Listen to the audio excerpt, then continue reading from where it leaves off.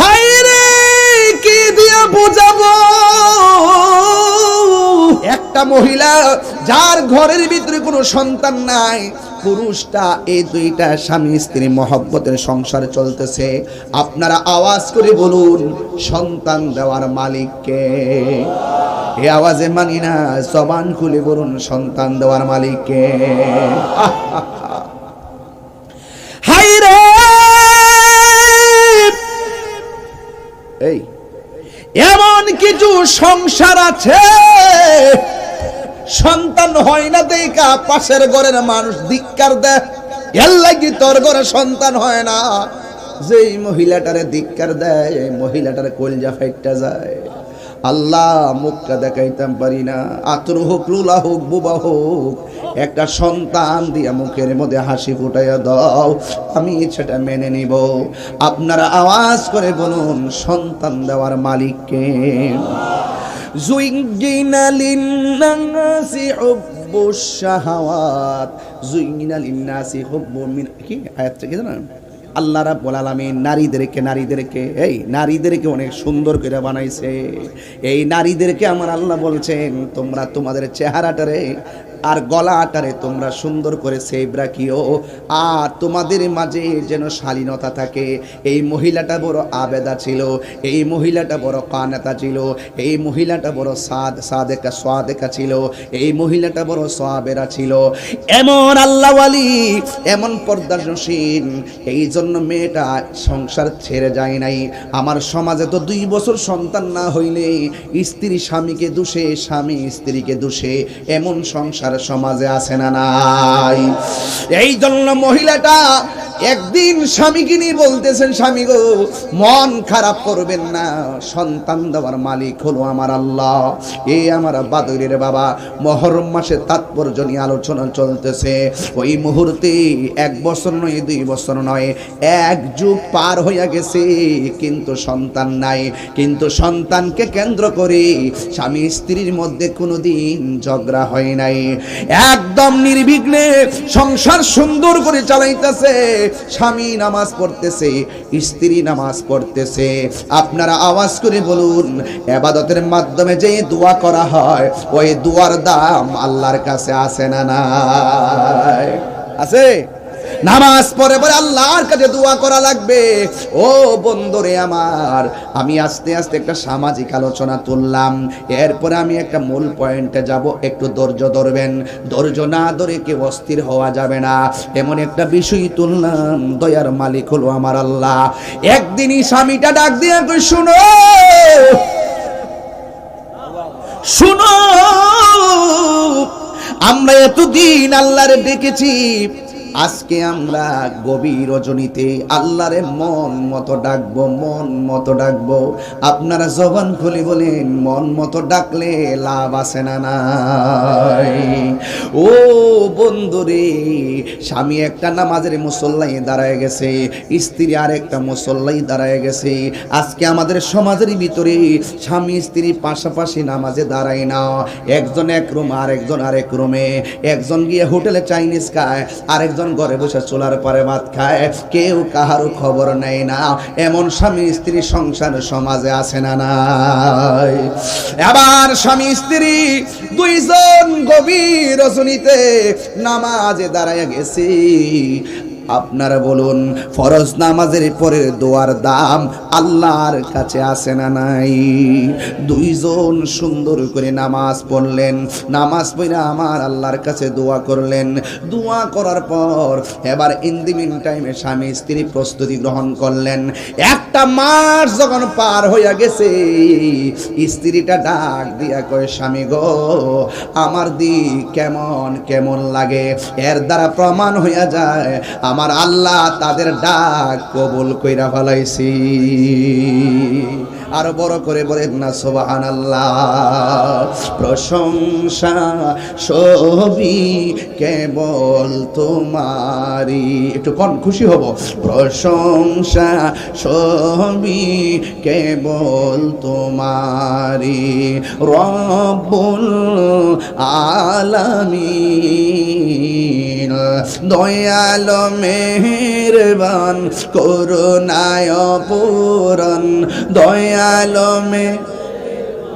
করুণায় পূরণ আর কেহ নয় তুমি মালিক শেষ বিচারের দিন শেষ বিচারের দিন কেবল তোমারি করি ইবাদত কেবল তোমারি গাহিনী আমত কেবল তোমারি করি ইবাদত কেবল তোমারি গাহিনী আমত দাও দিশা দাও সরল পথে দাও দিশা দাও সরল পথে সিরাত মুস্তাকিম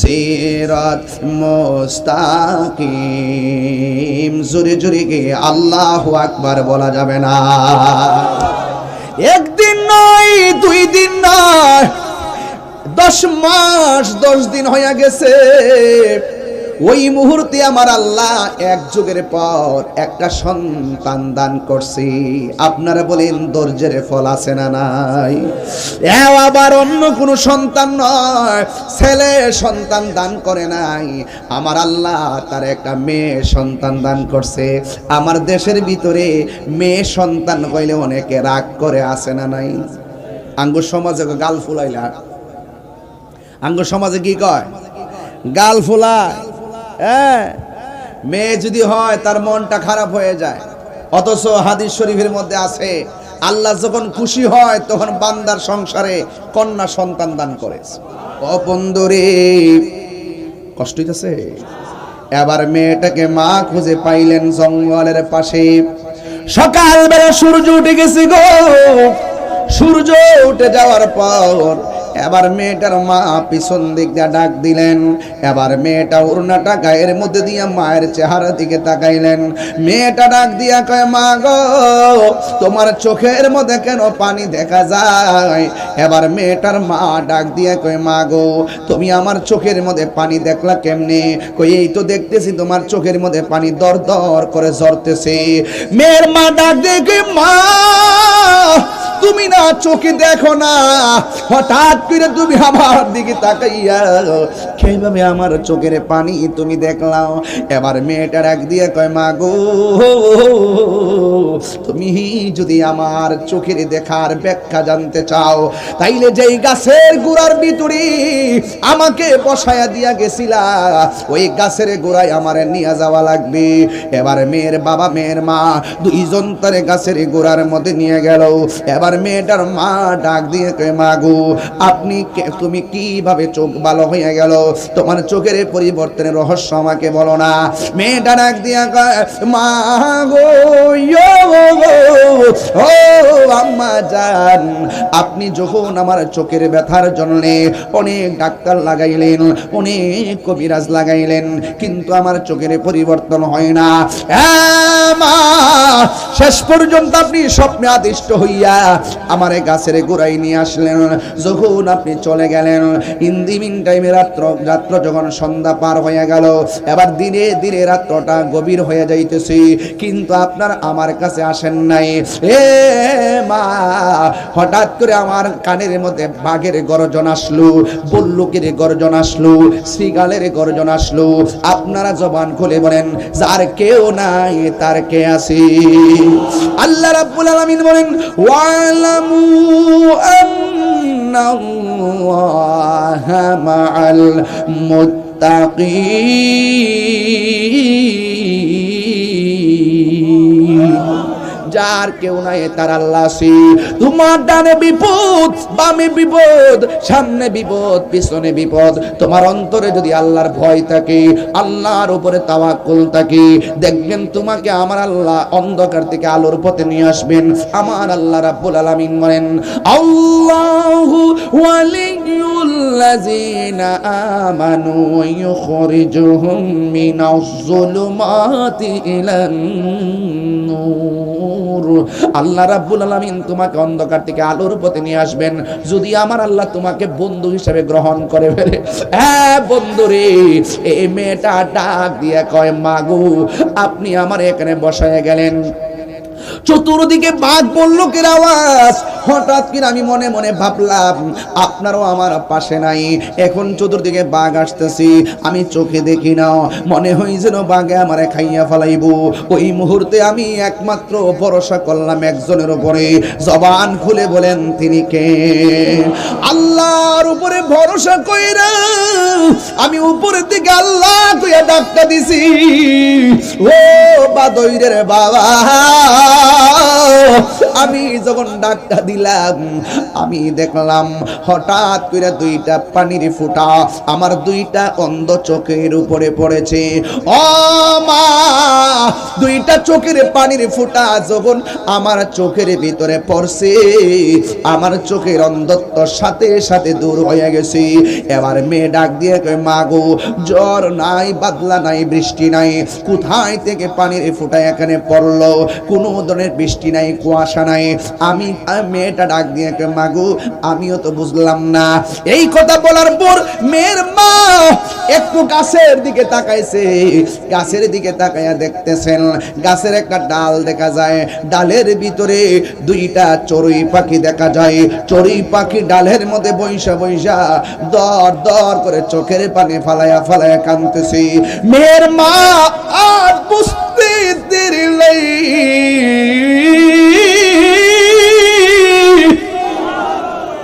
হায়রে জ্বরের পানি না, বৃষ্টির পানি না, চড়ুই পাখি কান্দেছে আর চড়ুই পাখির ফোঁটা পড়ছে। কিন্তু মহিলা তো বোঝে না চড়ুই পাখি কেন কান্দে। এবার চড়ুই পাখি থুতাটার উপরে কইরা আল্লাহরে ডাক দিয়ে কে, আল্লাহ ও আল্লাহ জবানটারে খুইলা দাও, আমি কেন কান্দি জগতের মানুষরে জানাইয়া দি, আমি কেন কান্দি জগতের মানুষগুলোরে জানাইয়া দি। প্রাণ দয়ালের আর পরীক্ষার সময় নাই, করো জোরে ক্ষমা চাই, শেষের খেয়া না নিলাই আমারে। আল্লাহ আকবার কয় না কে লেগে রে? প্রাণ দয়ালের আর পরীক্ষার সময় নাই, করো জোরে ক্ষমা চাই, শেষের খেয়া না নিলাই আমারে। আমার দিন কি এমনি যাবে, লোকে তোমায় কি বলিবে? আমার দিন কি এমনি যাবে, লোকে তোমায় কি বলিবে? এই দুঃখ রইল তাহিরির অন্তরে। প্রাণ দয়াল রে সন্ধ্যা হইল ডাকি দিলে না মরে। সোহাগ HD মিডিয়া, সত্য প্রচারে আপোষহীন। আমরা সকলে সুন্দর সুশৃঙ্খলভাবে বসে না। আমি কালকে আসি তো ভালো আছেন?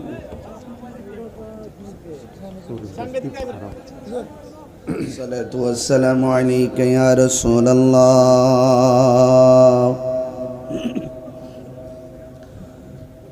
আসসালাতু ওয়াসসালামু আলাইকা ইয়া হাবিবাল্লাহ।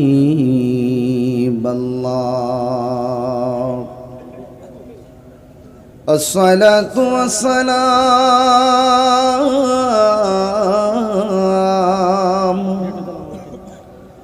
আলাইকা ইয়া শাফিআল মুযনিবিন। আসসালাতু ওয়াসসালামু আলাইকা ইয়া রহমাতাল লিল আলামিন। আলহামদুলিল্লাহ আলহামদুলিল্লাহি হামদান হামদা والشكر لله شكرا شكرا الذي خلقنا ورزقنا لا تأخذه سنة ولا نوم والصلاة والسلام على أشرف الأنبياء والمرسلين وعلى آله وأصحابه وأزواجه وذريته أجمعين الذي أرسله بالحق بشيرا ونذيرا وداعيا إلى الله بإذنه وسراجا منيرا إن الله وملائكته يصلون على النبي يا أيها الذين آمنوا صلوا عليه وسلموا تسليما اللهم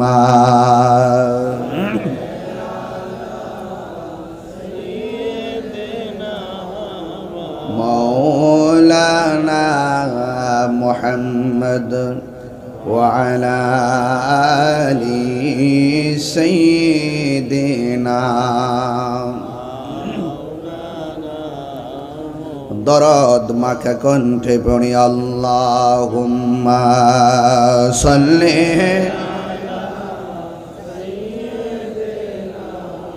মাওলানা মুহাম্মদ وعلى آل سيدنا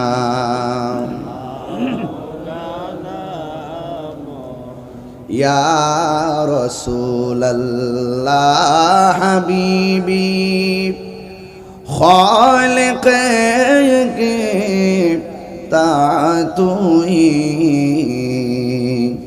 برگزیدہ ذل جلانے پاک بے ہم تاتوی اللہم محبت پڑھن نا مولانا محمد وعلى آل سيدنا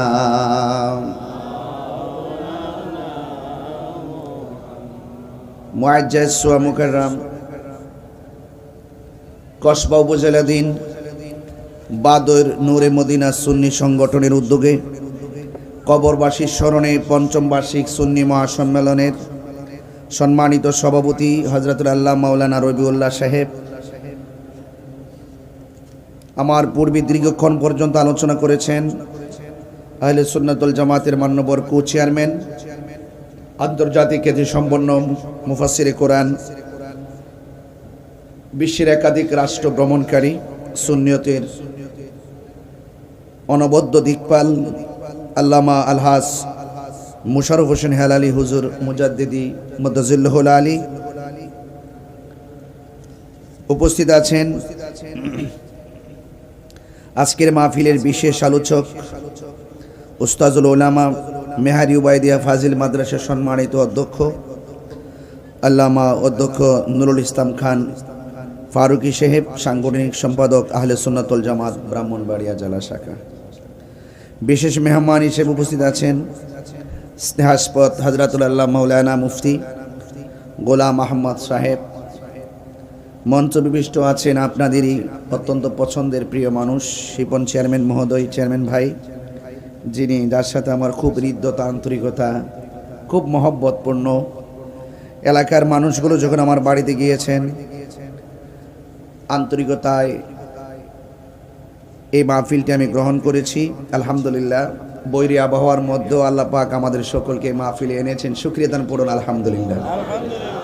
আপনারা একটু খেয়াল করে দেখবেন, আমার স্টেজে অনেক আলেম ওলামারা, তরুণ আলেমে দিন, যারা জীবন বাজি রেখে সুন্নিয়তের কাজ করে, এই প্রজন্মের স্পিরিটগুলো, অনেক উলামায়ে কেরাম আমার স্টেজের মধ্যে বসা আছেন। বাদয়ের বাসী আসলে কমপ্লিটলি আপনারা অনেক সৌভাগ্যবান যে আসলে ওয়াজের এখানে যে মাসটা, এই মাসটা কিন্তু গরমের সিজন, বৃষ্টি বাদলার সিজন। বিভিন্ন কারণে এই মাহফিলে অনেক উলামায়ে কেরামদের শুভ আগমন হয়েছে। আলহামদুলিল্লাহ পড়েন না সবাই। অনেক জাইয়েদ মাহের তরুণ আলেমে দিনগণ আমার স্টেজে আছেন।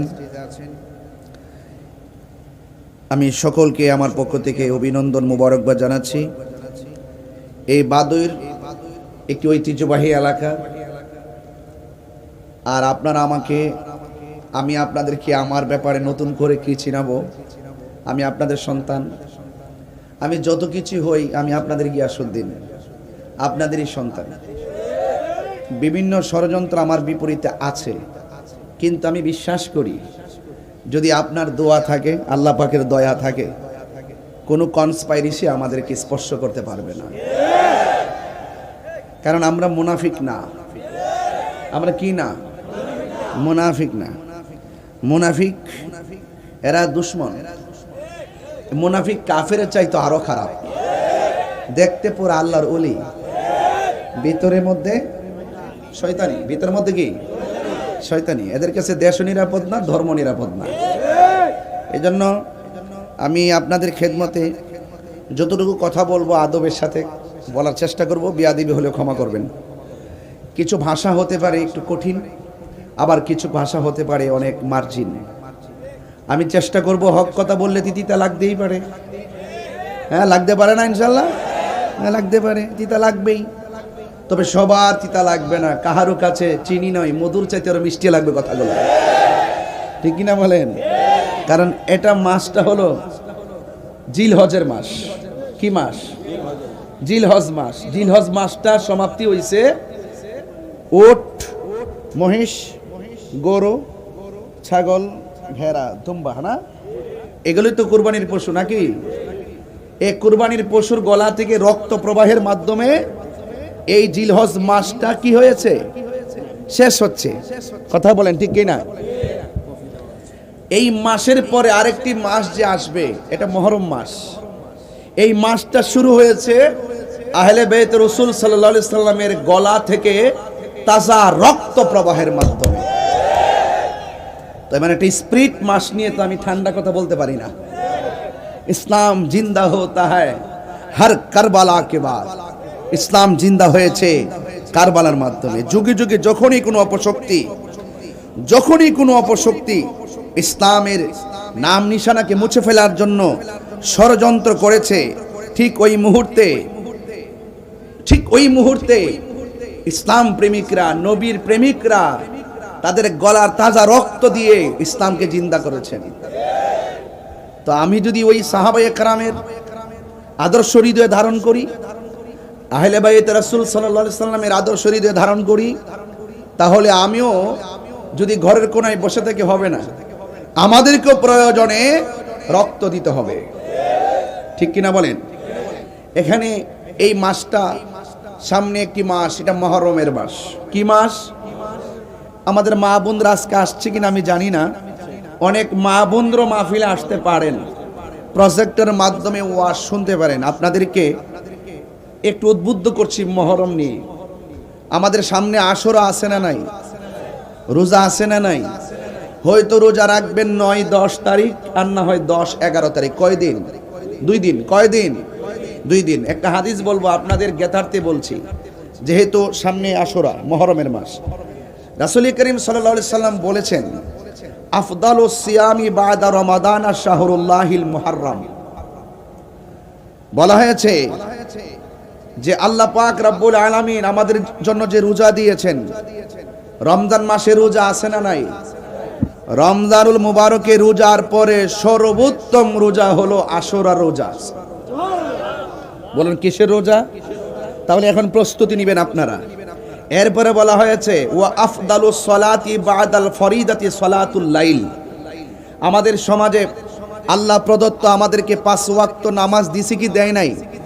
5 ওয়াক্ত নামাজের পরে সর্বোত্তম নামাজ হলো তাহাজ্জুদের নামাজ। জোরে বলেন সুবহানাল্লাহ। বলেন কোন নামাজ? তাহাজ্জুদের নামাজ। এজন্য আপনাদের সকলকে অনুরোধ করে বলবো, আপনারা এখনই প্রস্তুতি গ্রহণ করেন।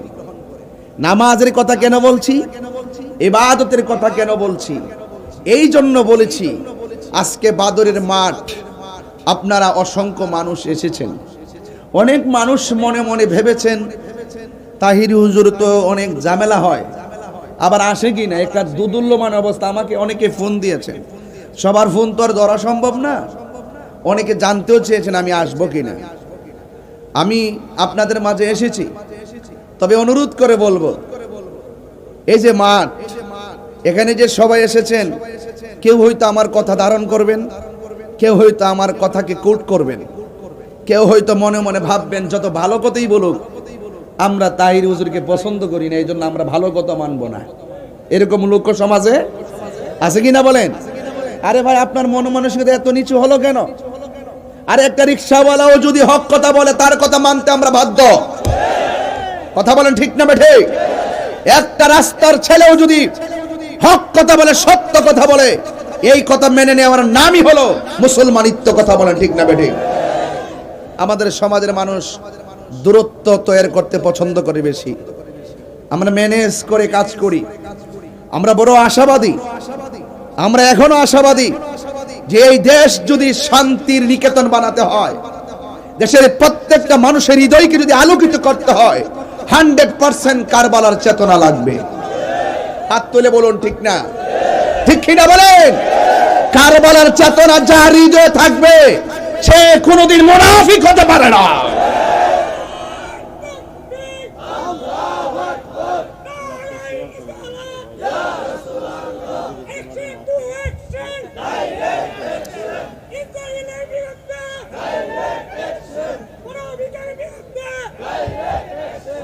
আমার ভাইয়েরা,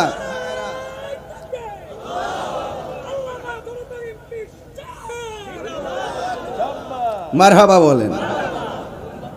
আমার জনতার এমপি, তাহলে বোঝা গেল তাহির হুজুর জনগণের হৃদয়ে আছে। আচ্ছা ঠিক আছে। সংসদের ভিতরে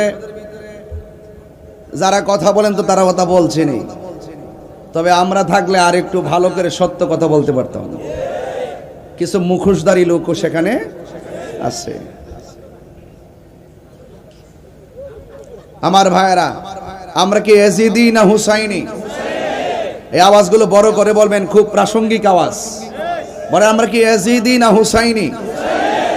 হুসাইনিরা কি সত্য বলতে ভয় পায়? ইমামে আলী মুকাম ইমাম হুসাইন রাদিয়াল্লাহু তাআলা আনহু গায়ের ভিতরে অসংখ্য আঘাত নিয়েও তিনি নামাজ পড়েছেন। কেন পড়েছেন? একটা মাত্র কারণে পড়েছেন, ওই ময়দানে মুনাফিকরা নামাজ পড়েছে, ইমামে আলী মুকামও নামাজ পড়েছে। তিনি বুঝিয়ে দিয়ে গিয়েছেন তাদের নামাজ আমার নামাজ এক নামাজ না। ঠিক না বেটি? এই জন্য আপনারা সতর্ক থাকবেন। মুহররমের মাস আসতেছে। এই মুহররমের মাস আমাদের প্রেমিকদের জন্য একটি চেতনার মাস। কথা কি সঠিক? কথা কি সঠিক? কেমন চেতনা? এই চেতনার তাৎপর্য কি? তাৎপর্য হলো যা আল হাক্কু ওয়া যাহাকাল বাতিল ইন্নাল বাতিলা কানা সাহুকা। এটা হলো অন্যায়ের কাছে কখনো মাথা নত করা যাবে। সত্য চিরদিনই সত্য, আর অসত্য চিরদিনই অসত্য। কথা বলেন ঠিক কিনা? এই জন্য নবী পাকের আওলাদ, পাকে পাঞ্জাতন, আজকে তো আমাদের সমাজে অনেকে আহলে বায়তের কথাও বলে মুখে, আবার তলে তলে ডলার খায়া কালার পাল্টা। আছে কিনা বলেন? আছে না? আছে। ডলার খায়া কালার পাল্টায়। হ্যাঁ, এরা মুখে মৌলা আলী রাদিয়াল্লাহু তাআলার নাম বলে, আর তলে তলে সাহাবায়ে কেরামের বিরুদ্ধে কথা বলে। ঠিক না? এই জন্য এদেরকে চিনতে হবে। আমরা হইলাম এমন ব্যক্তি, আমরা আহলে বাইত রাসূলকে ইমানের অবিচ্ছেদ্য অংশ মনে করি, সাহাবায়ে কেরামদেরকে তাজিম তাকরীম মহব্বত করি। কথা কি সঠিক? অনেকে আমাদেরকে ট্যাগ লাগানোর চেষ্টা করে, অনেকে বলে আমরা নাকি আহলে বাইত বিদ্বেষী। জুতাটা খুললে সাফাত বাড়ি মারণ লাগেনি? ইউটিউবে কয় আর কি, সামনে আইসা কয় না। সারা জীবন কারবালার ওয়াজ করলাম, সারা জীবনই হাসান হুসাইনের শান গাইলাম, আর এখন তারা আহলে বাইতের মহব্বতের নেম প্লেট মুখের ভিতরে লাগাইয়া শিয়াদের কাছ থেকে ডলার খাইতেছে। এমন লোক কিন্তু এলাকাতে আছে। আবার কিন্তু ফিরসাব নাম কিন্তু সুন্নিও কয়, নাম কি কয়? সুন্নি কয়। শিয়া কখনো সুন্নি হতে পারে না। কথা কি সঠিক বলতেছি? আমরা খারিজিও না, আমরা শিয়াও না, আমরা হলো আহলুস সুন্নাত ওয়াল জামাত, আহলে বাইতের মহব্বত। আজকে ওয়াজ শুরু করছি কারবালা দিয়া। কি দিয়া? সামনে মহরম, মহরম সম্মানিত, এটা অনেক আমাদেরকে স্পিরিট জাগিয়ে তোলে। আমার তো মনে হয় বাদর গ্রামে যেই মানুষগুলো আসছেন, আজকে কারবালার ঘটনা যদি কোনো ইহুদিরে ঘটাইতো, কারবালার ঘটনা যদি কোনো খ্রিস্টানরা ঘটাইতো, মনটার মধ্যে বুঝ দিতাম কারবালার ঘটনা ঘটাইছে কে? দাড়িওয়ালা টুপিওয়ালা নামদারি মুসলমান মুনাফিকরা। কথা বলেন ঠিক কিনা? তা আমাদের সমাজে মনে এমন নামদারি মুসলমান নাই কি? আসেনি? দেখতে পুরা আল্লাহর, দেখতে পুরা আল্লাহর, হাকিকতে শয়তান, হাকিকতে শয়তান। এই জন্য যেহেতু দুনিয়া ছেড়ে চলে যেতে হবে, জানের মায়া তো করে লাভ নাই, আমরা একটু ইমানের মায়া করব, ইমানটা যেন নিয়ে মরতে পারি। কথা কোন ঠিক না বেটি? এই জন্য আহলে বাইত আমাদের মাথার তাজ, এতে কোনো সন্দেহ নাই। এই জন্য রাসূল করিম সাল্লাল্লাহু আলাইহি সাল্লাম বলেছেন যে আহলে বাইত হলো নূহ নবীর কিস্তির মতো। কার মতো? নূহ নবীর কিস্তির মতো। নূহ নবীকে যারা মেনেছেন তারা কিস্তির মধ্যে উঠেছেন, বেঁচে গিয়েছেন। আর যারা নূহ নবীকে মানে নাই, তারা কিস্তিতে উঠে নাই, তারা প্লাবনের মধ্যে ডুবে মারা গেছে। আর আমার আহলে বায়াত হলো নূহ নবীর কিস্তির মতো। তাদের মহব্বত যার অন্তরে থাকবে, পৃথিবীর কোনো বাতিল নামক অপশক্তি তার ঈমানকে লুণ্ঠন করতে পারবে না। বুঝতে পেরেছেন? এই জন্য আপনাদের সকলকে আমি সতর্ক করছি, প্রথম যে এমন একটা জামানার মধ্যে আসছি, এই জামানাতে যত বাটপারি করা যায় সমাজে তার মূল্য বেশি। কথা কি সঠিক কিনা? যত চিটিং করতে পারবে, যত লেবাস ধরতে পারবে, যত বাপ শব্দের কথা বলতে পারবে, এদের মূল্য আবার সমাজে অনেক বেশি। আমরা সমাজের মূল্য আমরা চাই না, আমরা চাই শুধুমাত্র রাসূলের কাছে, আহলে বাইতের কাছে আমরা যদি একটু মুখটা দেখাইতে পারি, এটি আমাদের জন্য অনেক কিছু। কথা বলেন ঠিক কিনা? এই জন্য আল্লাহ রাব্বুল আলামিন বলে দিয়েছেন, বন্ধু আপনি বলে দিন। আল্লাহর হাবিব তার জবান মুবারকে বলছেন, আমি তোমাদের কাছে কিছু চাই না, আমি চাই শুধুমাত্র আমার আহলে বাইতের মহব্বত। রাসূলুল্লাহকে পাথর দিয়ে আঘাত করেছে, রাসূলুল্লাহর পিঠ মুবারক রক্ত দিয়ে লাল করে ফেলেছে, পাথরের মধ্যে হেলান দিয়ে রাসূল বসেছেন। জিবরাইল আলাইহিস সালাম এসে নবীজিকে বলেছেন, ইয়া রাসূলুল্লাহ শুধু একবার বলেন, তায়েফের পাথরগুলো উঠিয়ে কাফেরদেরকে মাটির সঙ্গে মিশিয়ে দিব। আল্লাহর হাবিব তিনি অভিশাপ দেন নাই। রাসূল বলছেন, আমাকে অনেক কষ্ট দিয়েছে, দিনের কল্যাণে কাজ করতে গিয়ে আমি অনেক রক্ত ঝরিয়েছি, এর বিনিময়ে আমি তোমাদের কাছে কিছু চাই না, আমি চাই শুধুমাত্র তোমাদের কাছে আহলে বাইতের মহব্বত। এই আহলে বাইতের মহব্বত ঈমান। আহলে বাইতের মহব্বত বলেন ঈমান। আহলে বাইতের মহব্বত ঈমান। এই ঈমানটা ধরে রাখতে পারলে জীবনটা দাম আছে। এক সাহাবী আমার নবীরে প্রশ্ন করেন, ইয়া রাসূলুল্লাহ আপনাকে কিভাবে সালাম দিব আমরা জানি, কিন্তু নামাজের ভিতরে আপনার উপরে দুরূদ শরীফ পড়ব কিভাবে? আল্লাহর হাবিব বললেন, আল্লাহুম্মা সাল্লি আলা মুহাম্মদ ওয়া আলা আলি মুহাম্মদ, তোমরা আমার উপরে দুরূদ পড়বে এবং ওয়া আলা আলি মুহাম্মদ, আলে মুহাম্মদ মানে আহলে বাইত, আমার আহলে বাইতের উপরে দুরূদ শরীফ পড়বে। চিৎকার মেরে বলেন সুবহানাল্লাহ। তো আপনি মনে মনে অনুধাবন করে দেখুন তাদের অবস্থানটা কি। আরেকটু ভেঙে দিচ্ছি এই প্রজন্মের জন্য। জান্নাত 8টা, যেরকম জান্নাত কয়টা? এই 8টা জান্নাতের প্রত্যেকটা গেইটে গেইটে আহলে বায়ত আছে না নাই? মৌলা আলী রাদিয়াল্লাহু তাআলা আছে না নাই? মা ফাতেমা জোহরা রাদিয়াল্লাহু তাআলা আনহা আছে না নাই? হাসান হুসাইন আছে না নাই? তাহলে আল্লাহ হলো জান্নাতের খালেক। আল্লাহ কি? আল্লাহ হলো জান্নাতের খালেক, আর আমার নবী হলো জান্নাতের মালিক। আমার নবী কি? জান্নাতের মালিক। এবং ওই পাক পান্ডাতের 5 জন জান্নাতের চাবি নিয়ে গেটে গেটে দাঁড়ায় থাকবে। আর এই দুনিয়ার ভিতরে মোল্লাগিরি করো, মুন্সিগিরি করো, জীবনে মুখের ভিতরে আহলে বাইতের আলোচনা শুনি না, পান্ডাতের ওয়াজ শুনি না, কারবালার ওয়াজ শুনি না। আমরা যখন এই ওয়াজগুলো করি আমাদেরকে ফতোয়াজি করে অনেকেই। একটা কথা মনে রাখবেন, আহলে বাইতের বিরুদ্ধে, ইমামে হাসান হুসাইন রাদিয়াল্লাহু তাআলা আনহুর বিরুদ্ধে যারা কথা বলবে, কাগজে কলমে লিখে রাখেন, দলিল মূলে লিখে রাখেন, তারা কখনো আমার নবীর সুপারিশ পাবে না। আমার নবীর সুপারিশ পাবে না। আর আমল কম হতে পারে, জীর্ণ শীর্ণ হতে পারেন, ইমানটা তাজা আছে, দেখবেন আপনি হাসরের মাঠে মূল্যবান মূল্যায়ন পাবেন। আমাদের দেশে তো কিছু লোক আছে, একটা তো আছে আধা ফাতলা, আমির হামজা নামে একজন।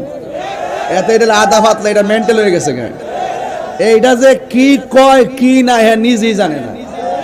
এ বলতেছে আমার নবী না কি কোনো উপকারই করতে পারবে না। আচ্ছা, এই কথা যেই ব্যক্তি কয় এর কি কোনো এলেম আছে? হ্যাঁ, এলেম নাই। এই জন্য এদেরকে বলি এখনো সময় আছে, ভালো করে লেখাপড়া করো। আমার নবীজি নাকি কোনো উপকার করতে পারবে না, এই কথা যারা বলে তার মানে বুঝতে হবে 100% ওরা নবীর দুশমন। ওরা কি? নবীর দুশমন।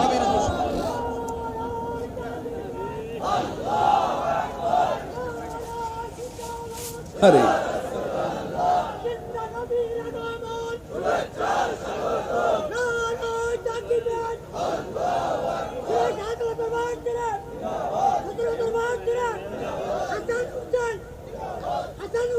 বাবা বসুন, বসুন। আপনি পুরা ওয়াজের মধ্যে আর একবার সুযোগ পাবেন। এখন দিয়ে দিবেন না পরে দিবেন? পরে না? আচ্ছা ঠিক আছে, তাহলে এখন আর দিয়েন না, ঠিক আছে? দিয়েন, যখন দিবেন দিবেন, কিন্তু আর একবার দিবেন, হ্যাঁ ইনশাআল্লাহ। আপনাদের কি কষ্ট হইতেছে? আমি একটু ঘাটে ঘাটে নাও লাগাইতেছি। কি লাগাইতেছি? ঘাট। এই ঘাটগুলো জানার দরকার আছে। এগুলো ইমানের ঘাট। এগুলো না জানলে কপালে দাগ ফেলাইলেও লাভ হবে না, ঠিক আছে কিনা বলেন? এই জন্য ঘাটগুলো মনে রাখবেন। যারা বলে নবী উপকার করতে পারবে না, আচ্ছা কোন তো দেখি আমার নবী উম্মতের জন্য সুপারিশ করবেন, এটা কি কোনো সন্দেহ আছে? নবীটিকে ক্ষমতা দিয়েছেন কে? এরপর নবীটি আমাদের জন্য সুপারিশ করে, এটা কি আমাদের জন্য উপকার না? এই উপকার না? এই জন্য আপনাদেরকে অনুরোধ করব, সতর্ক থাকবেন। এখন অনেকে বলবেন হুজুর আপনি নাম ধরে বলছেন, ওনার তো অনেক অনুসারী আছে। আরে বেটা, অনুসারী আছে, তোরা কেমন অন্ধ হইলি? তোর কি বিবেক নাই? যেই ব্যক্তি নবীর বিরুদ্ধে কথা বলে সে যত বড় হুজুর হোক, এর পিছনে ঘোড়া মানি হলো দালালি। কথা বলেন ঠিক না বেটে? আরে বেটা, আমার তুই মন্দ কর, আমার শব্দ গোষ্ঠী নিয়ে গালি দে, আমার বাপ তুল্লা গালি দে, আমার মা তুল্লা গালি দে, আমাকে গালি দে। যেই ব্যক্তি আমার রাসূলুল্লাহর শান মান সাত সিফাত নিয়ে অস্বীকার করে কথা বলবে, রাসূলুল্লাহর শান মান নিয়ে কটূক্তি করে কথা বলবে, সে যত বড় আলেম হোক তাকে আমরা আলেম মনে করি না।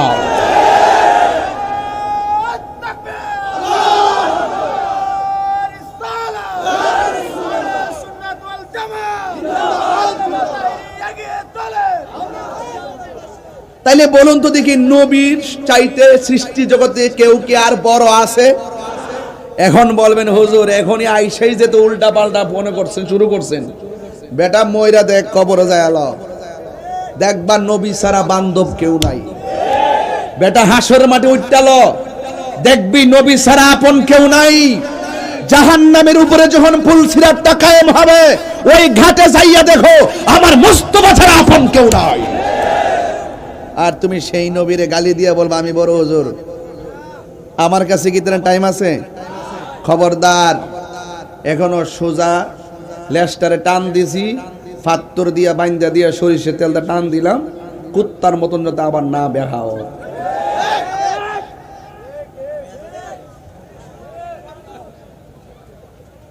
এখন বলুন আমরা কি ইয়াজিদি না হুসাইনি? মহরমের তাৎপর্যের দাম কম না বেশি? বলেন সন্তান দেওয়ার মালিক কে? ইজ্জত দেওয়ার মালিক কে? এবার আসুন একটু সামনে বাড়ি। হাসান হুসাইনের হাতে ধরলেন এইভাবে, আখাযা বিয়াদি হাসানিন ওয়া হুসাইনিন। আমার নবী একদিন হাসান হুসাইনের হাতে ধরলেন, ধরে বললেন তোমরা যদি আমাকে ভালোবাসতে চাও এই দুইজনকে ভালোবাসবে। সুবহানাল্লাহ কয় নাকি লাগে রে? আমার পোলাপানগুলো কোথায়? পোলাপান্ডি কই? পোলাপান্ডি আপনারা আওয়াজ করেন না কেন? আওয়াজ করেন না কেন? জোরে কোন সুবহানাল্লাহ বলেন। আমি তো সাফুর থেকে আইছি, 17 মিনিট লাগছে। এই 17 মিনিট লাগছে, আপনারা কয়েক হাজার মানুষ এখানে বসে ওয়াজ শুনতেছেন। এর চাইতে বড় দোয়া কি আমার জীবনে কিছু আছে? আপনারা আমার শক্তি, আপনারা আমার অনুপ্রেরণা। এই জন্য আওয়াজটা বড় করে বলবেন, বলেন ইয়া হুসাইন, বলেন ইয়া হুসাইন, শাহ হুসাইন। এই যে হাত এইভাবে ধরে বললেন, কেউ যদি আমাকে ভালোবাসতে চাও আমার হাসান হুসাইনকে ভালোবাসো। শুধুমাত্র তাই নয়, ওয়া আবাহুমা, তাদের বাবাকে ভালোবাসো। শুধুমাত্র তাই নয়, ওয়া উম্মাহুমা, তাদের মাকে ভালোবাসো। তোমরা যদি এই চারজনকে ভালোবাসো, আমি নবী বলে দিলাম তোমরা জান্নাতে আমি নবীর পাশাপাশি থাকবে। যাদেরকে ভালোবাসলে নবীর পাশে থাকা যায়, এদেরকে ভালো না বেশি কি পারা যায়? বলেন তাদেরকে ভালোবাসতে হবে, সিদ্ধান্ত কার? আল্লাহর। গভীর মনোযোগ, বেশি লম্বা চূড়া আলোচনা করব না, সময় মতো মাইকটা ছেড়ে দিব। বাদইরের বাবারা, ও কসবার বাবারা, খাওড়ার বাবারা, আমি তাহিরিকে নতুন করে চিনাইবার কিছু নাই। মনে বড় কষ্ট লাগে, মানুষ জেনে শুনে কিভাবে সত্যকে গোপন করে। আরে টাকা তো যেই কোনো মানুষ রুজি করে, টাকা পেলে, বান্ডেল পেলে মানুষ কেমনে সত্য গোপন করে ফেলে। ইসলাম ইসলাম অনেক মানুষ বলে রে বাজি, সময় মতো ইসলামের কথা কয় না। বান্ডেল পাইলে ইসলামের কথা আর কেউ বলে না। ও বন্ধু, আমি আপনাদের এই খেদমতে মুহররমকে সামনে রেখে কিছু কথা বলে যাব। ও আমার মা, ও আমার বাদইরের মা, শুনে যান আমার কথা। আমার আল্লাহ রাব্বুল আলামিন কুরআনুল কারীমের মধ্যে সুন্দর করে বলে দিয়েছেন। আমার আল্লাহ বলেন, কুল লা আসআলুকুম আলাইহি আজরান ইল্লাল মাওয়াদ্দাতা ফিল কুরবা। আল্লাহ রাব্বুল আলামিন কয়, বন্ধু দেখেন, আল্লাহ নিজে কয় না, বন্ধু আপনি বলেন। তার মানে বোঝা গেল নবী হলো আল্লাহ সাক্ষী। নবী কি? নবী আল্লাহ সাক্ষী, তার বাস্তব প্রমাণ। আল্লাহ রাব্বুল আলামিন বলেন, কুল হুয়াল্লাহু আহাদ আল্লাহুস সামাদ লাম ইয়ালিদ ওয়া লাম ইউলাদ ওয়া লাম ইয়াকুল লাহু কুফুয়ান আহাদ। আল্লাহ বলে, ও বন্ধু আপনি বলে দিন আমি আল্লাহ হইলাম এক। আল্লাহ বাদুরে গ্রামে নেমে এসে বলে নাই, কসবার জমিনে আল্লাহ মাটিতে নেমে এসে বলে নাই। আল্লাহ রাব্বুল আলামিন তার বন্ধু নবীকে দিয়া সুন্দর করে তার ওয়াহাদানিয়াতের স্লোগান সমাজে প্রচার করে দিলেন। আল্লাহ বলে, ও বন্ধু আপনি বলে দিন আমি তোমাদের গুনাহ শুধু মাফ করবে না, যারা তেলাওয়াত করবে আমার আল্লাহ তেলাওয়াতকারীর বাবা মার গুনাহ মাফ করে দিবে। আমার পাশে মাদ্রাসা আছে, ওরা শুনতেছে আমার ওয়াজ। ভালো করে শুনেন কি বলি। আমার ভুল হলে আমার দইরেন, কানে দইরা সংশোধন হয়ে যাব। হাই রে, সূরা ইখলাস এত দামি। আমার নবী, আপনার নবী বলেন, যারা সূরা ইখলাসটা অন্তরে মনে প্রাণে ধারণ করবে, একদিন তো আমি মরে যাব, শিপন ভাইও দুনিয়া ছেড়ে চলে যাবে, কেউ দুনিয়াতে থাকবে না রে, কেউ থাকবে না। কিসের তো ধাক্কা ধাক্কি, কিসের তো ঠেলা ঢিলি।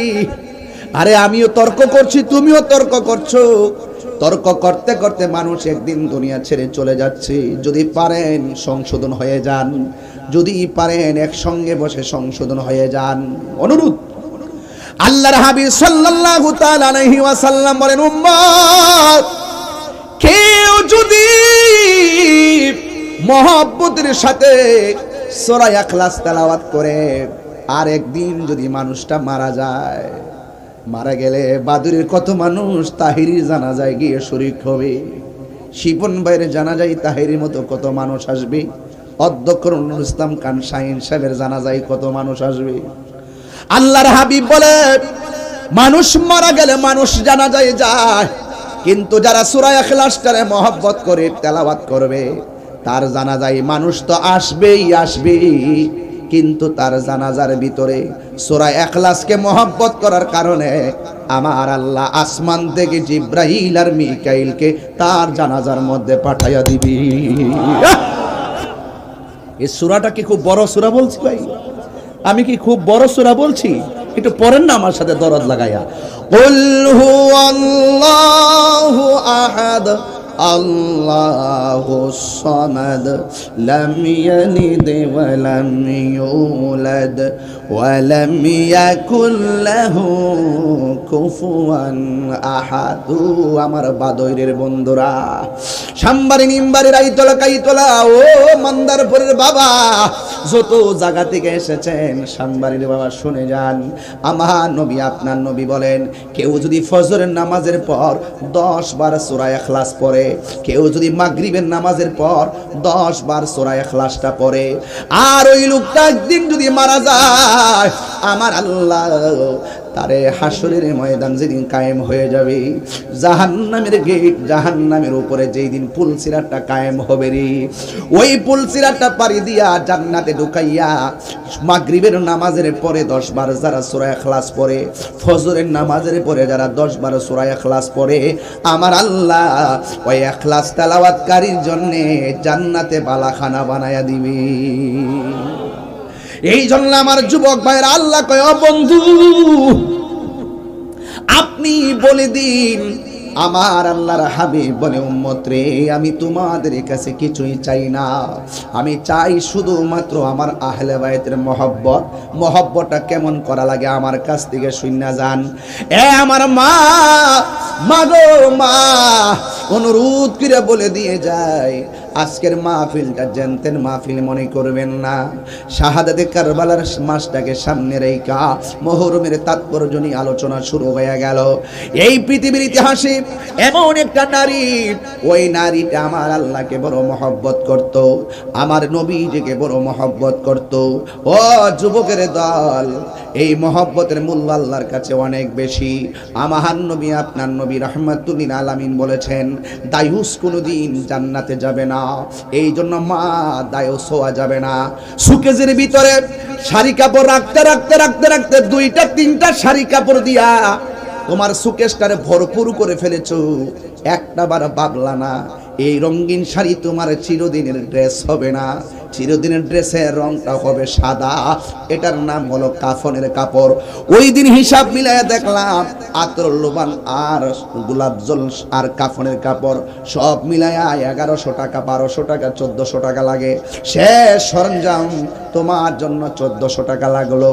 এই জন্য দুনিয়া দুনিয়া কইরো না গো মা, এই কথাগুলো মহব্বতে শুনে যান। একটা মহিলা যার ঘরের ভিতরে কোনো সন্তান নাই, পুরুষটা এই 2টা স্বামী স্ত্রী মহব্বতের সংসার চলতেছে, আপনারা আওয়াজ করে বলুন, সন্তান দেওয়ার মালিক কে? এই আওয়াজে মানি না, জবান খুলে বলুন, সন্তান দেওয়ার মালিক কে? হাই রে, এই এমন কিছু সংসার আছে সন্তান হয় না দেখা পাশের ঘরের মানুষ ধিক্কার দেয়, এর লাগি তোর ঘরে সন্তান হয় না। যেই মহিলাটারে ধিক্কার দেয়, এই মহিলাটার কলজা ফাইটটা যায়। আল্লাহ, মুখটা দেখাইতাম পারি না, আতর হোক, লুলা হোক, বুবা হোক, একটা সন্তান দিয়া মুখের মধ্যে হাসি ফুটাইয়া দাও, আমি সেটা মেনে নিব। আপনারা আওয়াজ করে বলুন, সন্তান দেওয়ার মালিককে? জুইনা লিন্নাসি হুব্বুশ শাহাওয়াত, জুইনা লিন্নাসি হুব্বু মিন, কি আয়াতটা কি জানেন? আল্লাহ রাব্বুল আলামিন নারীদেরকে অনেক সুন্দর করে বানাইছে। এই নারীদেরকে আমার আল্লাহ বলছেন তোমরা তোমাদের চেহারাটারে আর গলাটারে তোমরা সুন্দর করে সেভ রাখিও, আর তোমাদের মাঝে যেন শালীনতা থাকে। এই মহিলাটা বড় আবেদা ছিল, এই মহিলাটা বড় কানাতা ছিল, এই মহিলাটা বড় সাদেকা ছিল, এই মহিলাটা বড় সাবেরা ছিল। এমন আল্লাহওয়ালি, এমন পর্দাশীল, এই জন্য মেয়েটা সংসার ছেড়ে যায় নাই। আমার সমাজে তো 2 বছর সন্তান না হইলে স্ত্রী স্বামীকে দোষে, স্বামী স্ত্রীকে দোষে, এমন সংসার সমাজে আছে না নাই? এই জন্য মহিলাটা একদিন স্বামীকে নিয়ে বলতেছেন, স্বামী গো মন খারাপ করবেন না, সন্তান দেওয়ার মালিক হলো আমার আল্লাহ। এই আমার বাদরের বাবা, মহরম মাসে তাৎপর্য নিয়ে আলোচনা চলতেছে। ওই মুহূর্তে 1 বছর নয়, 2 বছর নয়, 1 যুগ পার হইয়া গেছে, কিন্তু সন্তান নাই। কিন্তু সন্তানকে কেন্দ্র করে স্বামী স্ত্রীর মধ্যে কোনোদিন ঝগড়া হয় নাই। একদম নির্বিঘ্নে সংসার সুন্দর করে চালাইতেছে। স্বামী নামাজ পড়তেছে, স্ত্রী নামাজ পড়তেছে। আপনারা আওয়াজ করে বলুন, ইবাদতের মাধ্যমে যে দোয়া করা হয়, ওই দোয়ার দাম আল্লাহর কাছে আছে না নাই? আছে? নামাজ পড়ে পরে আল্লাহর কাছে দোয়া করা লাগবে। ও বন্ধুরে আমার, আমি আস্তে আস্তে একটা সামাজিক আলোচনা তুললাম, এরপরে আমি একটা মূল পয়েন্টে যাব। একটু ধৈর্য ধরবেন, ধৈর্য না ধরে কেউ অস্থির হওয়া যাবে না। এমন একটা বিষয় তুললাম, দয়ার মালিক হলো আমার আল্লাহ। একদিনই স্বামীটা ডাক দিয়ে কই, শুনো শুনো, আমরা এতদিন আল্লাহরে ডেকেছি, আজকে আমরা গভীর রজনীতে আল্লাহরে মন মতো ডাকবো, মন মতো ডাকবো। আপনারা জবান খুলে বলেন, মন মতো ডাকলে লাভ আছে না নাই? ও বন্ধুরে, স্বামী একটা নামাজের মুসল্লাই দাঁড়ায় গেছে, স্ত্রী আর একটা মুসল্লাই দাঁড়ায় গেছে। আজকে আমাদের সমাজের ভিতরে স্বামী স্ত্রী পাশাপাশি নামাজে দাঁড়ায় না, একজন এক রুম, আরেকজন আরেক রুমে, একজন গিয়ে হোটেলে চাইনিজ খায়, আরেকজন ঘরে বসে চুলার পরে ভাত খায়, কেউ কাহারও খবর নেয় না। এমন স্বামী স্ত্রী সংসার সমাজে আছে না নাই? আবার স্বামী স্ত্রী 2 জন গভীর রজনীতে নামাজে দাঁড়ায় গেছে। আপনারা বলুন, ফরজ নামাজের পরে দোয়ার দাম আল্লাহর কাছে আছে না নাই? 2 জন সুন্দর করে নামাজ পড়লেন, নামাজ পড়ে আমার আল্লাহর কাছে দোয়া করলেন। দোয়া করার পর এবার ইন দি মিন টাইমে স্বামী স্ত্রী প্রস্তুতি গ্রহণ করলেন। 1 মাস যখন পার হইয়া গেছে, স্ত্রীটা ডাক দিয়া কয়, স্বামী গো আমার দিক কেমন কেমন লাগে। এর দ্বারা প্রমাণ হইয়া যায় আমার আল্লাহ তাদের ডাক কবুল কইরা ফেলাইছি। আরো বড় করে বলেন না সুবহানাল্লাহ। প্রশংসা সবই কেবল তোমারই, একটু কোন খুশি হব।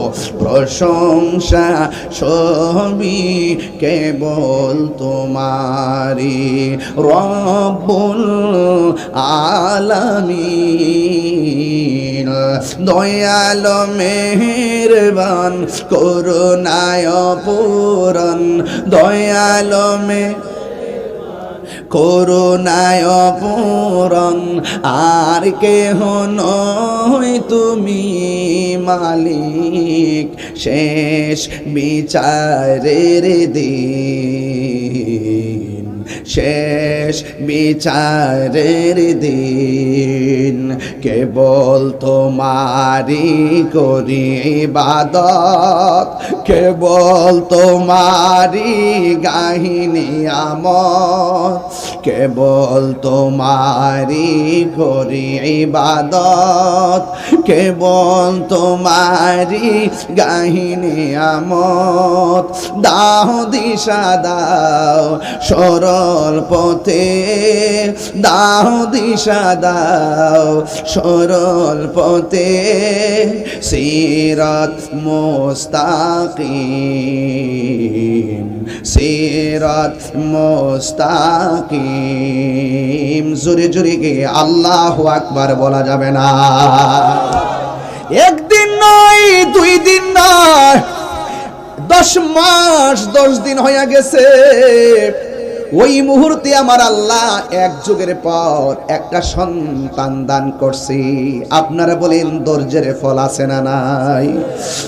আবার অন্য কোনো সন্তান নয়, ছেলে সন্তান দান করে নাই, আমার আল্লাহ তার একটা মেয়ে সন্তান দান করছে।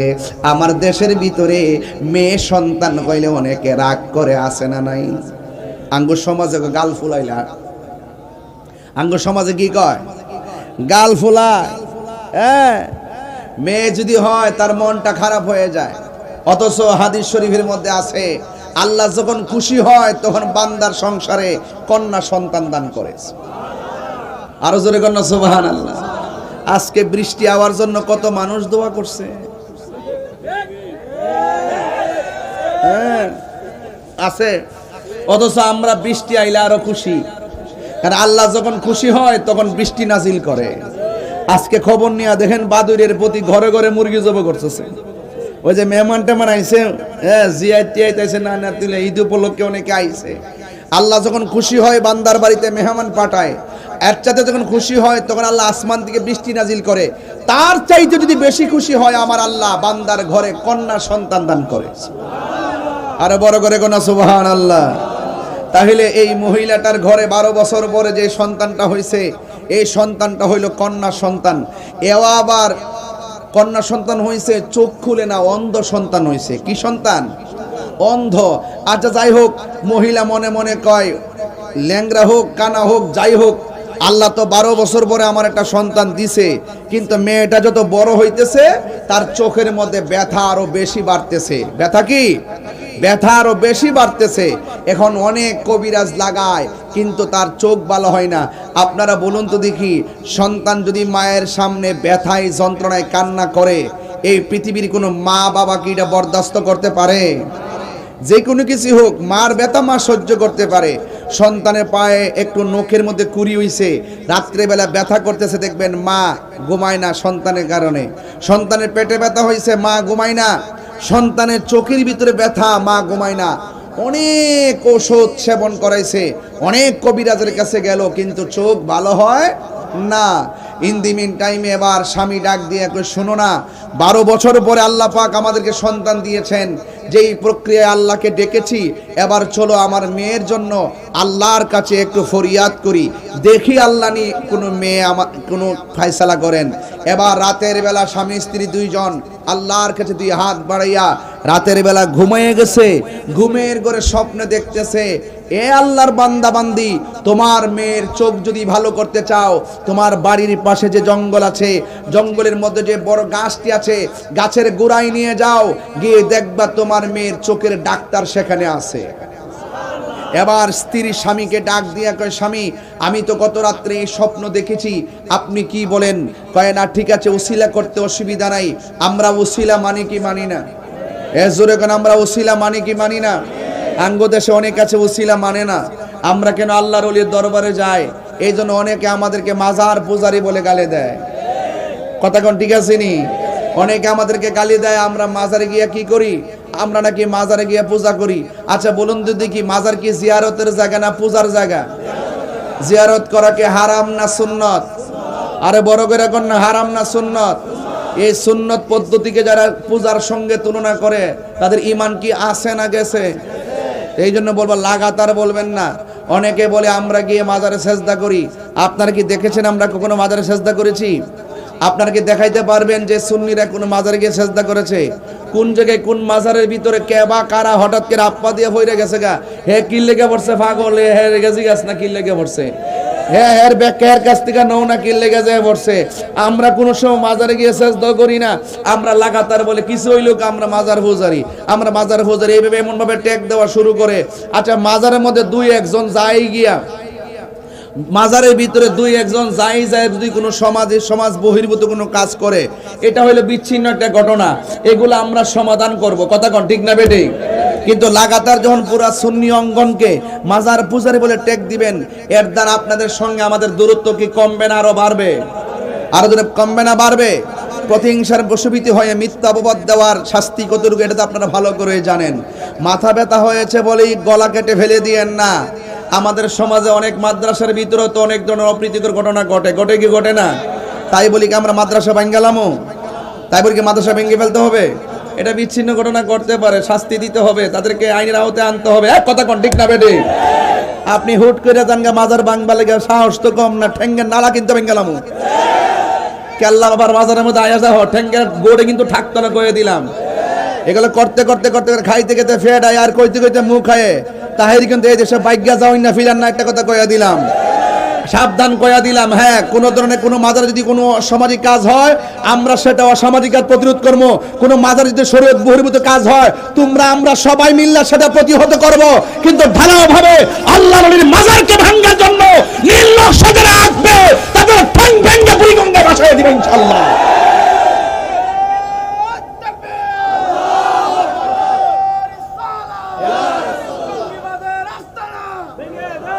আমি অনুরোধ করে বলে দিয়ে গেলাম, হককে হক বলতে হবে, হালালকে হালাল বলতে হবে। সেই জন্য আমি দেখেছি বাবা শাহ আলী মুগদাদি রহমাতুল্লাহের মাজারের ভিতরে জিয়ারতকারীদের উপর আক্রমণ করা হয়েছে, বাতি ধরানো হয়েছে, সেই বাতিগুলোকে লাঠি দিয়ে ভেঙে ফেলা হয়েছে। তোমাকে স্পর্ধা কে দিয়েছে? আল্লাহর মাজার, এটা সুন্নিদের রক্ষণাবেক্ষণের একটি চূড়ান্ত জায়গা, এগুলো আমরা রক্ষণাবেক্ষণ করেছি। তোমরা তো এখন মাজার দখল করতে যাচ্ছ বাক্সের টাকা খাওয়ার জন্য।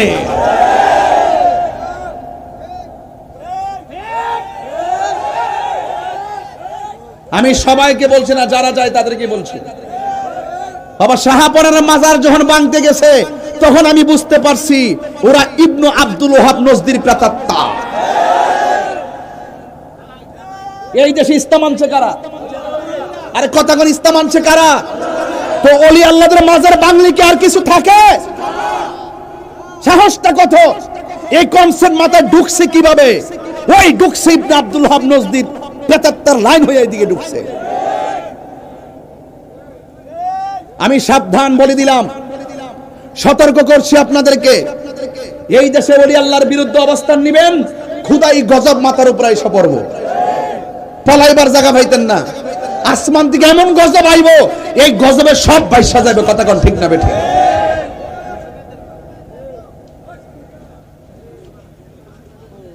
অনুরোধ করব, এই দেশে ইসলাম আনছেন আল্লাহর ওলিগণ। এজা আহলে বায়তের ওয়াজ করতেছি, এগুলো আমরা শুনতাম না, জানতাম না, এগুলো ওলি আল্লাহরা আমাদের কাছে সিলেবাস তুলে দিয়েছেন। কথা বলেন ঠিক না বেঠিক? সাবধান, এখনো বলছি, অনুরোধ করে বলি, সতর্ক থাকবেন, ওলি আল্লাহদের বিরুদ্ধে কেউ যাবেন না। আমি চাই এই বাংলাদেশের সমস্ত আল্লাহর ওলির মাজারগুলো, হক্কানি আল্লাহর ওলিদের যে মাজার আছে, ওই মাজারগুলোকে আমাদেরকে সুরক্ষা দিতে হবে। কি দিতে হবে? সুরক্ষা দিতে হবে। ওলি আল্লাহর মাজার যদি ভেঙে ফেলেন, তাহলে আমরা যে নিশানা পাই, এই যে ওলি আল্লাহদের মাজার আমরা কেন বানিয়েছি, এখানে বানার উদ্দেশ্য হলো যে এই দেশে ইসলাম আনছেন যারা, তাদেরকে যদি আমরা নিদর্শনটা ধরে রাখি, আজীবন পর্যন্ত আমরা একটা ঈমানি চেতনা খুঁজে পাবো। কথা বলেন ঠিক না বেঠিক? আমাদের চেতনা হলো সোনার মদিনা। কথা বলেন ঠিক কিনা? এই জন্য অনুরোধ করে বলবো, ওসিলা ধরা জায়েজ আছে না নাই? আরো বড় করে, ওসিলা ধরা জায়েজ আছে না নাই? অনুরোধ করছি, বলছি, ওসিলা ধরা জায়েজ আছে। ইয়া আইয়ুহাল্লাযিনা আমানুত্তাকুল্লাহ ওয়াবতাগু ইলাইহিল ওয়াসিলা। এবার মহিলাটা কয়, আমরা একটু ওসিলা করি না। এবার মেয়েটাকে নিয়ে গাছের গোড়ার মধ্যে গেলেন। এখন অনেকে বলতে পারেন, তাহিরি হুজুর একটু গরম কথা বলছে। আমি যারা ওলি আল্লাহর বিরুদ্ধে তাদেরকে বলছি, তুমি যদি বিরুদ্ধ হও তাহলে আমি তোমাকেই বলছি। মান আদালি ওয়ালিয়ান ফাকাদ আযানতুহু বিল হারবে দলিল। যারা ওলি আল্লাহর বিরুদ্ধে অবস্থান নিবে, আল্লাহ পাক তাদের বিরুদ্ধে যুদ্ধের ঘোষণা করবে। আল্লাহ পাকের খোদাই গজব থেকে বাঁচার জন্য আপনার পায়ে ধরে অনুরোধ করি, ওলি আল্লাহর বিরুদ্ধে যাবেন না। এছাড়া এর চাইতে কি সুন্দর কথা আছে? পায়ে ধরে কইলাম, ওলি আল্লাহদের আদর্শের বাহিরে যায়েন না। যদি যান, দিন থাকবে না, সব গুমরা হয়ে যাবে। সব কি হয়ে যাবে? গুমরা হয়ে যাবে। এই জন্য এখনো সময় আছে, চালাও সে পথে যে পথে তোমার প্রিয়জন গিয়েছেন চলি। এই প্রিয়জন হলো আল্লাহর ওলিগণ। কথা বলেন ঠিক কিনা? এই মহিলাটা স্বামীকে নিয়ে চলে গেল গাছের গোড়ায়। গাছের গোড়ায় গেল ওসিলা তালাশ করবেন। এবার ওই মহিলা জন গাছের গোড়ার মধ্যে চলে গেলেন। এবার গাছের গোড়ার মধ্যে মেয়েটাকে বসাইলেন। মেয়েটাকে বসাইয়া স্বামী জঙ্গলের এক প্রান্তে চলে গেছে, আর স্ত্রী আর এক প্রান্তে চলে গেছে। এবার দুইজন দুই প্রান্তে চলে গেল। রাত্র গভীর হয়ে গেল, রাত্র গভীর হয়ে গেল। ওই গভীর হয়ে যাওয়ার পর এবার স্ত্রী মনে মনে ভাবেন, আমার মেয়েটাকে আমি গাছের গোড়ায় বসাইছি, হয় না হয়তো ভাগ বল্লুক ধরতে পারে। এবার স্ত্রী এবং স্বামী দুইজন গাছের গোড়ার মধ্যে যখন চলে আসলেন, গাছের গোড়ার মধ্যে আসার পরে বন্ধুরা রে আমার, ও আমার বাদরের বাবারা, মহব্বত নিয়ে বসে যান। এবার যখন ওই স্বামী আসলেন, আয়সা দেখতেছেন 12 বছর পর যেই সন্তানটা আল্লাহ দান করেছেন, এই সন্তানটা গাছের গোড়ার মধ্যে নাই। এই সন্তানটা কোথায় গেল? মা কান্দে, সন্তানের বাবা কান্দে। আপনারা জবান খুলে বলুন, সন্তান 12 বছর পরে পাইলেন, এই সন্তানটাকে এখন খুঁজে পাওয়া যায় না। আপনারা জবান খুলে বলেন, মায়ের মনে দুঃখ লাগে কি লাগে না? বিদেশ বিরাজ্যে সন্তান যার বিপদে পড়ে যায়, সবাই পশু পাখি জানার আগে আগে যেন যেন মায়ে, এই জন্য মা সন্তানের জন্য পাগল হয়ে গেল। এবার মা এক প্রান্তে চলে গেল, আর মনে মনে ভাবতেছে, আমার মেয়েটাকে কি কেউ কিডন্যাপ করে নিয়ে গেল নাকি? আমার মেয়েটাকে আবার কি বাঘে বল্লকে খেয়ে ফেললো নাকি? এবার মার মনে শান্তি নাই, বাবার মনে শান্তি নাই। ও বন্ধুরি, আপনি বিদেশ থাকেন হয়তো জানেন না, আপনার মা আপনার জন্য কেমন কান্না করে, আপনার মা আপনার জন্য কেমন কান্না করে। হ্যাঁ বন্ধুগণ, ওই মুহূর্তে এবার মহিলাটার চোখের পানি ফালায়া কান্দে, যাই আল্লাহ আমাকে একটা সন্তান দিয়েছে, নাকি আবার বাঘে শ্রীগালে খাইয়া ফেলাইছে। এইগুলা বলতে বলতে সারাটা রাত সন্তানের জন্য মা কান্না শুরু করলেন। ও বন্ধুরে, আপনারা জবান খুলে বলেন, যার কেউ নাই তার কে আছি? এত গভীর রজনীতে স্বামী একদিকে, স্ত্রী আরেক দিকে, সারাটা রাত সন্তানটাকে খুঁজে পাই নাই। ওই মুহূর্তে সকাল হয়ে গেছে, সূর্য মামা উঠে গেছে, আর মহিলা মেয়েটার মা নদীর পারে গেল। জঙ্গলের পারে একটা পাহাড়ের কোনা দিয়া সূর্যটা উঠেছে। ওই জায়গার মধ্যে যখন গেলেন, মা দুঃখিনী তাকাইয়া দেখতেছেন, এই মেয়েটাকে আগের দিন থেকে রাত্রেবেলা খুঁজে পাওয়া যায় নাই। হঠাৎ করে তাকাইয়া দেখেন, এই মেয়েটা উড়নাটা ছড়াইয়া সূর্যের দিকে তাকাইয়া রইছে। এবার মেয়ের মা পিছন দিকটা ডাক দিয়া কয়, মা গো, হারানো মাকে পাইলি মার বেদন কেমন লাগে? যেই মা হারানো সন্তান পায় সে বুঝে হারানো মেয়েকে খুঁজে পেলে তার অনুভূতি কি। এই পৃথিবীর মধ্যে সবাই দোয়া করে স্বার্থ নিয়া, আর মা দোয়া করে একমাত্র নিঃস্বার্থ ভাবে। আরে বুড়া বাপ বুড়া হয়ে গেছে, এখন দেখতেছ লড়তে পারে না, ফুট ফুট করতে করতে বাপ তার কোমরের হাড় ক্ষয় হয়ে গেছে, পিঠের মধ্যে দাঁড়ার মধ্যে ব্যথা হয়ে গেছে। কিন্তু খবরদার, এই বাপের খবর না নিয়া মাহফিলে আসলে লাভ হবে না, বাপ মার খবর না নিয়া খানায় কাবা গেলেও লাভ হবে না। কথা কোন ঠিক কিনা? এমন অনেক সন্তান আছে কুরবানি করছে, বাপের খবর লয় নাই। সঠিক নি? গত কয়েকদিন আগে নিউজ তো টপ নিউজ, কোরবানির 4 দিন আগে মেয়ের পাশের ঘরে মা মারা গেছে। ঈদ গেল, ঈদের 4 দিন পরে দুর্গন্ধ যখন ছুটছে, তখন থেকে পাশের ঘরে মা মইরা ফুচ্চা রইছে। এও আবার এক ছেলে সচিব, আর এক ছেলে ভার্সিটির অধ্যাপক, আর এক ছেলে কানাডা, আর মেয়ে হলো স্কুলের লেকচারার। এত বড় একটা স্ট্যান্ডার্ড ফ্যামিলির মা পাশের রুমে পড়ে মরে পড়ে আছে, অথচ ঈদ গেল, ঈদের খবরও নিল না। আরে নাফরমান কুলাঙ্গার, এই মারে ছাড়া তুই গোশত খাইলি কেমনে? আরে মারে তুই খবর না নিয়া ঈদগায় যাইলি কেমনে? কথা কোন ঠিক কিনা? শিক্ষা। আরে নূরজাহান, মহিলার নাম হলো নূরজাহান, আর নূরজাহান এই সন্তানটারে বুকের তাজা রক্ত পানি কইরা সন্তানকে শিক্ষিত বানাইছে, কিন্তু কুলাঙ্গার সন্তানরা মানুষ হতে পারে না। এই কথা বলেন ঠিক? শুধু লেখাপড়া করলে চলবো, মাইক দিয়ে দইরা ওয়াজ করলে চলবো, বাপ্পারে কষ্ট দিয়া খানায় কাবা হজ করলে লাভ হইতো না। তাহির একটু করা কথা কই দিক্কা, একটু আগে মাজারের কথা কইছি কি রে, দুষ্কর্ষ দিককে কইছি, এখন সচিবের বিরুদ্ধে অবস্থান নিলাম কেন? তুই ওই কুলাঙ্গার সন্তান মায়ের সঙ্গে নাফরমানিমূলক আচরণ করেছে দেখা আমি তার বিরোধিতা করেছি। আবার কেমন দেখেন, যখন পুলিশ তার জেরা করতে গেছে তখন সে পুলিশের হয়রানি দিকে বাঁচার জন্য মায়ের মাতৃত্বকে অস্বীকার করছে। তাইলে এমন ঘটনা বাদরও আছে।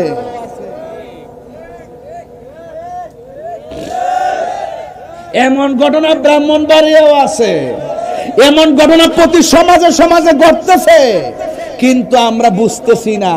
এমন বহুত মা বাপ সন্তানের দেওয়া পাহাড় পরিমাণ কষ্ট লইয়া দুনিয়ার থেকে শ্বাসটা ফালাইয়া বিদায় হয়ে গেছে। সামাজিক ভাবে সন্তান মাটি দিয়ে ঠিকই, কিন্তু মনে মনে কই মরছে ভালোইছে। এমন কুলাঙ্গার সন্তান প্রত্যেকটা সমাজে আছে, আছে না নাই বলেন? এই জন্য অনুরোধ করব, বাপ তারা ধমক মাইরা তাহিরের সামনে ওয়াজ শুনবেন আর মনে করছেন যে করে নাম করে লাইছেন, মা বাপরে কষ্ট দিয়া মক্কা মদিনায় গিয়ে হজ করছেন আর মনে করছেন আল্লাহর লামাই লইছেন। সাবধান কইয়া দিলাম, মা বাপরে কষ্ট দিয়া খানায় কাবায় গেল লাভ হবে না। যেই ফিসাব কইব মা বাপ লাগতো না, আমি তো তোর সব, এটা ফিসাব না, এটা সকাল বেলার বাই ফেসাব।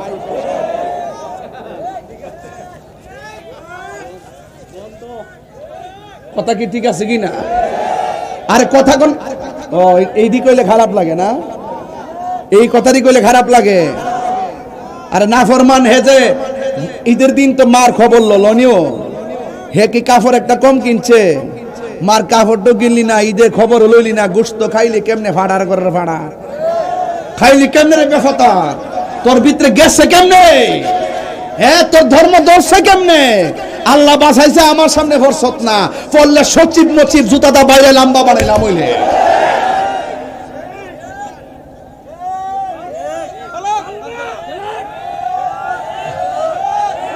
কথা কি সঠিক? কথা কি সঠিক? আপনি খবর নিয়ে দেখবেন, মা এত কষ্ট করে সন্তানকে এত লেভেলের বিসিএস ক্যাডার বানাইছে, সচিব বানাইছে। অধিকাংশ মা বৃদ্ধাশ্রমে বাস করে। আর বিদেশ যে নে মারে, আপনারা তো মনে করুন আরে বাপরে বিদেশ লয়ে গেছে গা মা বাপরে, বাচ্চা রাখবার লাগে নে, বাচ্চা রাখবার লাগে, কাপড়টি দয়া রাখবার লাগে। সবাই না, যারা নে আর ঘেরারে কইছি, খবর লয়ে দেখছি সারাদিন বাচ্চারা হে আর আইন্দা বাইন্দা খাওয়া। ওই দিন বুঝছেন না? খবরদার খবরদার, দাদি নাতিরে রাখবার আরাম কইরই, তোমার কয়ার সালাকি করে রাহন লাগতো না।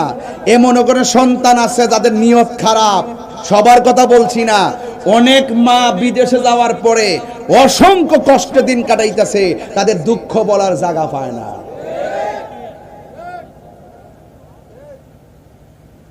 আঙ্গদেশের কিছু ফুলামান আছে ইদানিং মানে নেশা টেশা করে, এরা নেশার টাকা না পাইলে বাপ মারে কষ্ট দেয়, বাপ মারে টেহা দিবার লাগে সাফ দে গাঞ্জুটারি। এবারে তুই শুদ্ধ, আরে এর অবস্থা তো হস না, আল্লাহ জানে, আল্লাহ জানে। ফোরটা চেক দে। এখন বহুত মানুষ আছে ফোহড়ো ফোহড়ো বাবা লয়া ঘুরে। আজকে দেখ এর যে টেহা দিবে হেরে মা ডাক ধর, কথা কন কথা কাট কথা কন, ঠিক না বে? এখন আওয়াজ করে ফিরে ফেলা পান্ডি কো নেশা কি চলবো? তোরই কস না, তোরই আবার খাস। সাবধান কইয়া দিলাম আল্লাহর ওয়াস্তে, ফাঁক ফান্ডাতে দোয়াই দিয়া কইলাম আল্লাহর ওয়াস্তে, যে নেশা করে হের ব্যক্তি জীবন শেষ, যে নেশা করে হের পারিবারিক জীবন শেষ, যে নেশা করে হের ঈমান শেষ, যে নেশা করে লাস্টে কুত্তার মতন মরে। এখন বলো নেশা কি চলবে না বন্ধ হবে? আরো বড় করে কোন চলবে না বন্ধ হবে? নেশা কি চলবে না বন্ধ হবে? আল্লাহর ওয়াস্তে আমরা নেশা খাবো, নেশা করব এবং নেশাখোরের সাথে দুস্তি পাতবো। মনে রাখবেন, সঙ্গগুণে লোহাও কিন্তু জলে বাসে। একটা বন্ধু যদি মনের মতো বাছাই করতে না পারেন, এই বন্ধু আপনার গাঙ্গ বাসাই দিব। কথা বলেন ঠিক না বেটি? হ্যাঁ, দেখছেন না ইদানিং এখন কিন্তু বন্ধু খুঁজে পাওয়া যায় না। যারাই সম্পর্ক করে সব লাভে আর লোভে। কথা কন ঠিক না বেটি? প্রকৃত বন্ধু এমন বানাইবেন, 1-2 জন বানাইবেন। রাতে 3টার পরে ফোন দিলে যাতে কয়, দোস্ত কই আছো, দোস্ত ঘুমাই রয়েছে, দোস্ত আমার মা তো অসুস্থ, আর এই কথা শুন না তোমার বন্ধু অ্যাম্বুলেন্স দিয়ে বাড়িতে হাজির হইব, এমন দোস্ত বানাইতে হইব। কথা কন ঠিক না বেটি? রাজি আসেননি সবাই? কারা কারা রাজি? 2 হাত তুলে দেখেন ইনশাআল্লাহ। নারায়ে তাকবীর, নারায়ে রিসালাত। আহলুস সুন্নাত ওয়াল জামাত, আহলুস সুন্নাত ওয়াল জামাত। আমরা সবাই নবীর পক্ষে আছি না নাই? ও বন্ধুরে, কষ্ট হইতেছে?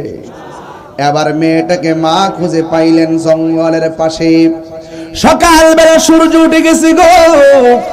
সূর্য উঠে যাওয়ার পর এবার মেয়েটার মা পিছন দিক দিয়ে ডাক দিলেন। এবার মেয়েটা ওড়নাটা গায়ের মধ্যে দিয়ে মায়ের চেহারা দিকে তাকাইলেন। মেয়েটা ডাক দিয়া কয়, মা গো, তোমার চোখের মধ্যে কেন পানি দেখা যায়? এবার মেয়েটার মা ডাক দিয়া কয়, মা গো, তুমি আমার চোখের মধ্যে পানি দেখলা কেমনে? কই, এই তো দেখতেছি তোমার চোখের মধ্যে পানি দর দর করে ঝরতেছে। মেয়ের মা ডাক দিয়ে কয়, মা, তুমি না চোখে দেখো না, হঠাৎ করে তুমি আমার দিকে তাকাইয়া কিভাবে আমার চোখের পানি তুমি দেখলাও? এবার মেয়েটার এক দিয়ে কয়, মা গো, তুমি যদি আমার চোখের দেখার ব্যাখ্যা জানতে চাও, তাইলে যেই গাছের গোড়ার ভিতরে আমাকে বসায়া দিয়া গেছিলা, ওই গাছের গোড়ায় আমারে নিয়ে যাওয়া লাগবে। এবার মেয়ের বাবা মেয়ের মা 2জন তারে গাছের গোড়ার মধ্যে নিয়ে গেল। এবার মেয়েটার মা ডাক দিয়ে কয়, মা গো, তুমি কিভাবে চোখ ভালো হয়ে গেল? তোমার চোখের পরিবর্তনের রহস্য আমাকে বলো না। মেয়েটা ডাক দিয়ে কয়, মা গো, ও আম্মা জান, আপনি যখন আমার চোখের ব্যথার জন্য অনেক ডাক্তার লাগাইলেন, অনেক কবিরাজ লাগাইলেন, কিন্তু আমার চোখের পরিবর্তন হয় না। মা, শেষ পর্যন্ত আপনি স্বপ্নে আদিষ্ট হইয়া আমার গাছের গোড়ায় নিয়ে আসলেন। যখন আপনি চলে গেলেন, ইন দি মিন টাইমে রাত্র যখন সন্ধ্যা পার হয়ে গেল, এবার ধীরে ধীরে রাত্রটা গভীর হয়ে যাইতেছে, কিন্তু আপনার আমার কাছে আসেন নাই। এ মা, হঠাৎ করে আমার কানের মধ্যে বাঘের গর্জন আসলো, বল্লুকের গর্জন আসলো, শ্রীগালের গর্জন আসলো। আপনারা জবান খুলে বলেন, যার কেউ নাই তার কে আছে? আল্লাহ রাব্বুল আলামিন বলেন, ওয়ালামু আন্নাল্লাহা মাআল মুত্তাকিন।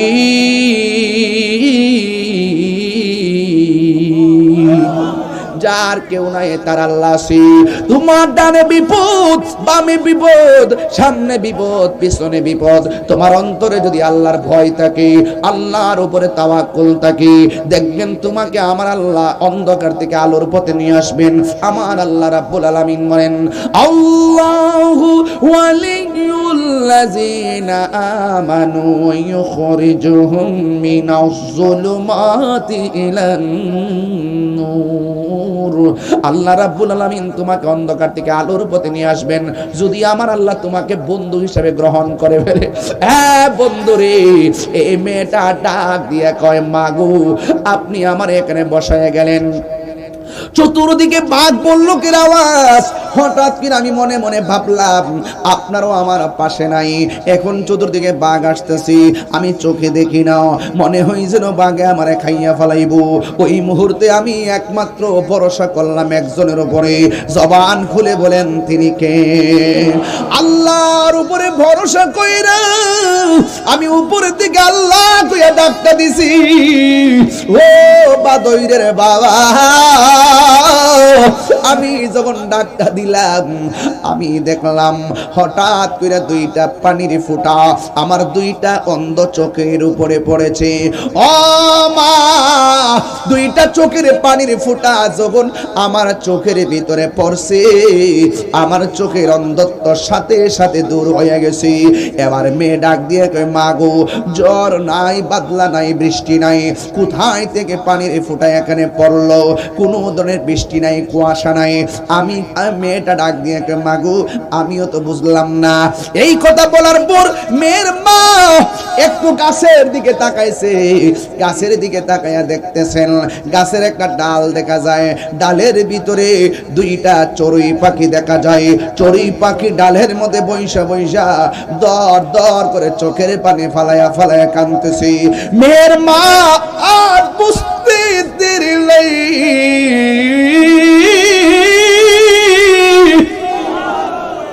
হায়রে জ্বরের পানি না, বৃষ্টির পানি না, চড়ুই পাখি কান্দেছে আর চড়ুই পাখির ফোঁটা পড়ছে।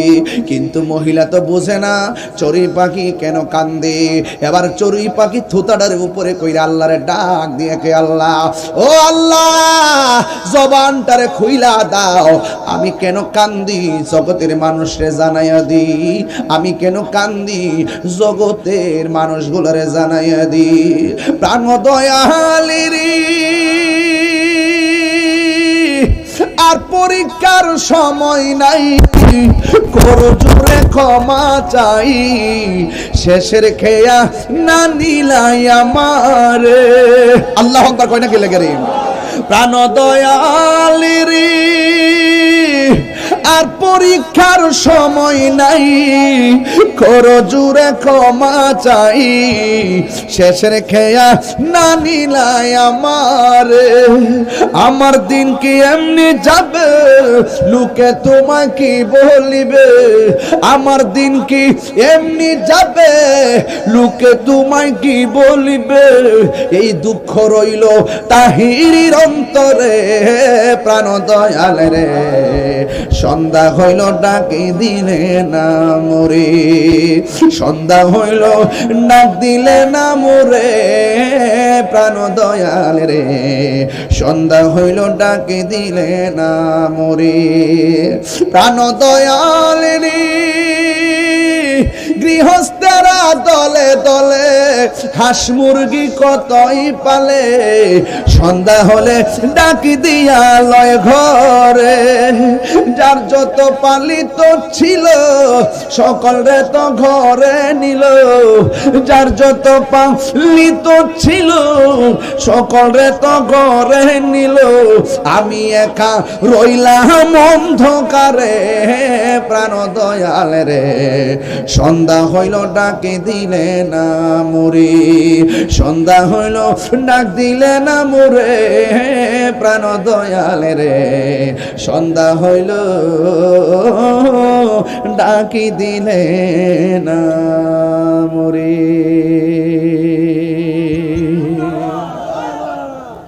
হায় রে, কি দিয়া বুঝাবো, আল্লাহ কত দয়াবান। এবার চড়ুই পাখির জবান খুলে দিছে কে? চড়ুই পাখি ডাক দিয়া কে, আল্লাহর বান্দি গো, আমি কেন কান্দি জাননি? কয়ে কেন? কয় আজকের দিনটা কোন দিন জাননি? কয় কোন দিন? কয় আজকের দিনটা হলো আশুরার দিন, মুহররমের 10 তারিখের দিন। জোরে কন্যা সুবহানাল্লাহ। মুকদ্দর মে হ্যায় হাউজে কাউসার কা পীনা, मैं प्यासा नहीं हो पिलाया गया हो। अल्लाह जाने जे माथा झुका तो আল্লাহরই দরবারে সে মাথা কাটিল এজি দোষী মারে। আল্লাহ আকবার কোন কে লিখেন?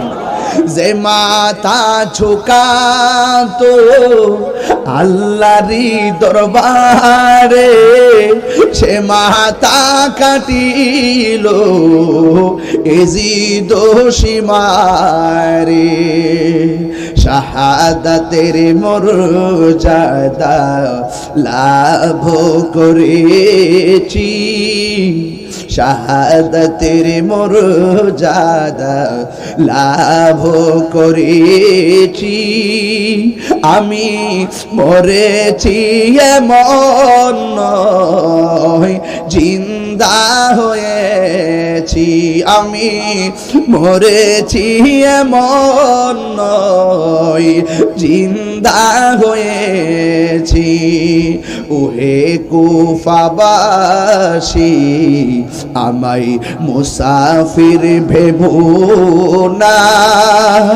আমি এমনিতে আসিনি দাওয়াতে এসেছি শাহাদ মেহমান বানিয়ে কি যে কষ্ট দিল আমি কাঁদিতে আসিনি কাঁদানো হয়েছে আজকের দিনটা কোন দিন আজকের দিনটা হলো মুহররমের 10 তারিখের দিন আকাশে কান্দে বাতাসে কান্দে কান্দে দরিয়ার পানি দুই পুত্র রায়া কান্দে ফাতেমা জো ননি রে হায়রে আমার সোনার চন্দ্রমণি আল্লাহ বলে ও জিবরাইল যাও না রে চলিয়া 70,000 ফেরেশতা নামাও জানাজার লাগিয়া রে হায়রে আমার সোনার চন্দ্রমণি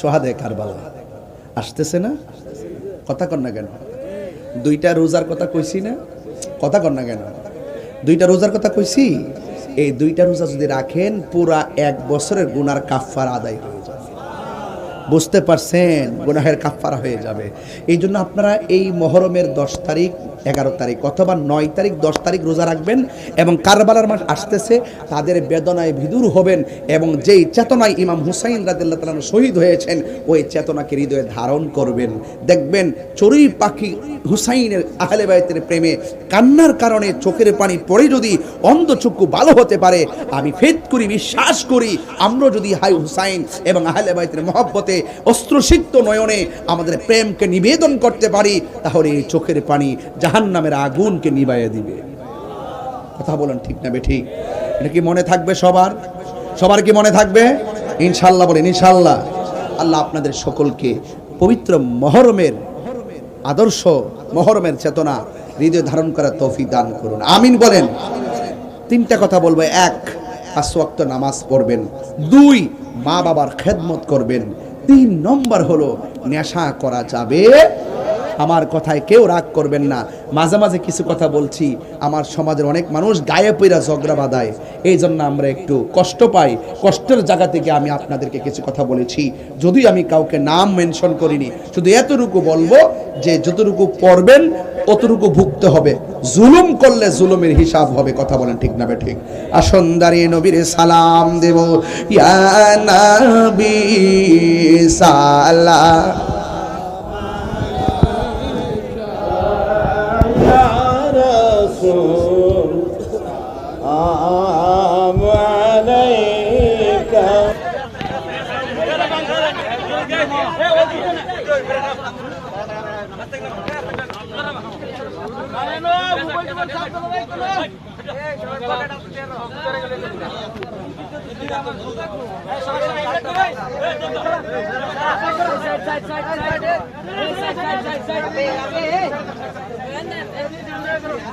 Side.